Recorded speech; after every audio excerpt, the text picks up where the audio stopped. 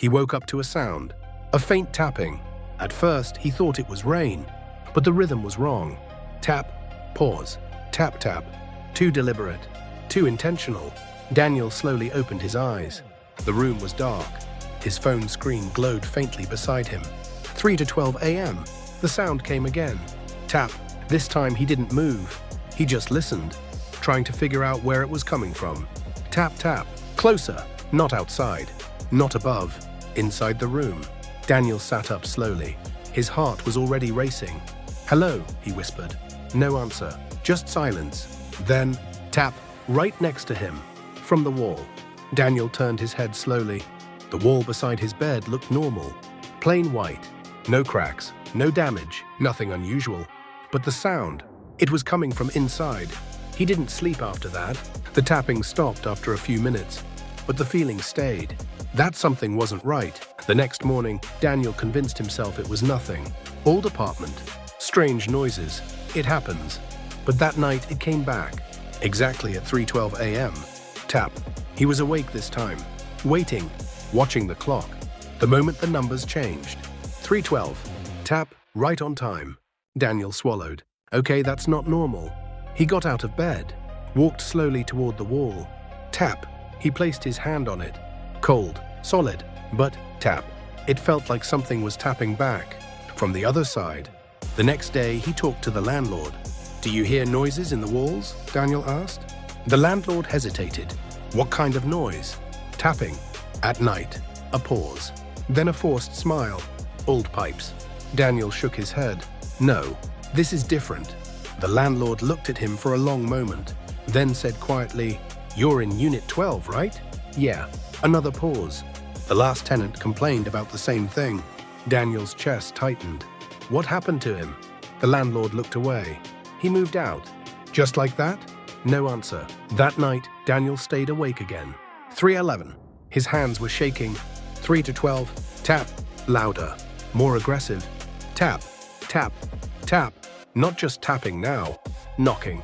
Something trying to get out. Daniel stepped back. What the hell? Then, tap. From behind him. He froze. Slowly turned around. Nothing.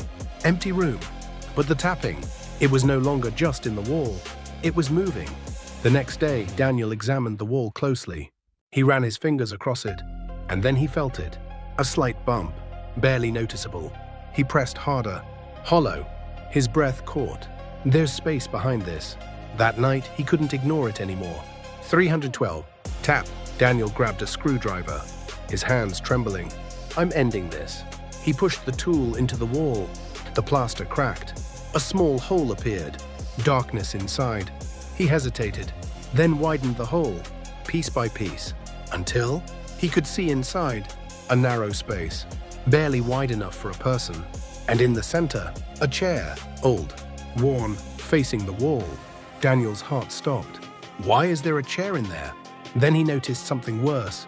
Marks, deep scratches, all over the walls, as if someone had been trapped inside, trying to escape. Tap. Daniel dropped the screwdriver. That sound, it didn't come from the wall. It came from inside the space, right in front of him. Something moved. Slowly, from behind the chair, a shadow, rising. Daniel stepped back. No. The figure stood up. Tall, unnatural. Its movements wrong, like it wasn't used to standing. Then it turned, slowly, facing him.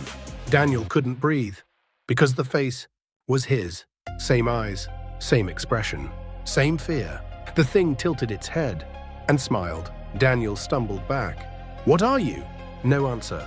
The thing stepped forward, out of the hidden space, into the room. Tap. Its foot hit the floor. Daniel's legs gave out. He couldn't move. The thing spoke. In his voice, I waited. Daniel's vision blurred. "For you." The lights flickered. The room felt colder. The walls seemed closer, closing in.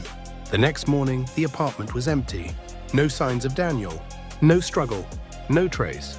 A week later, a new tenant moved in. Same room, same bed, same wall. At 3:12 a.m., tap. The new tenant opened their eyes. Confused. Listening. Tap.